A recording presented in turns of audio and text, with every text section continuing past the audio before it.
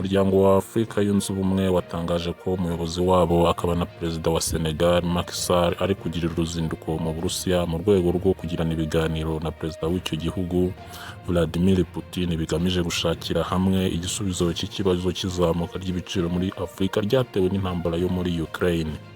Mu by'ibanze perezida Sall azaganira na Putin harimo kurebera hamwe uko ibinyampeke n'ifumbire mvaruganda byaheze ku byambu byo muri Ukraine byakomererwa inzira bikagera muri Afurika. Biteganyijwe ko perezida Sall azahura na Putin kuwa gatanu tariki 3 Kamena mu 2022.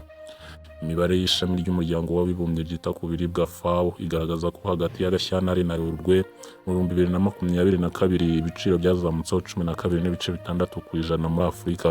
Ibi nibyo bipimo binini bibayeho nyuma y'ibyo mu 2011. Kugeza ubu izamuka ry'ibiciro rigaragara cyane mu bihugu byo munsi y'ubutayu bwa Sahara harimo Tanzania, Burundi, Kenya, u Rwanda na Mozambique.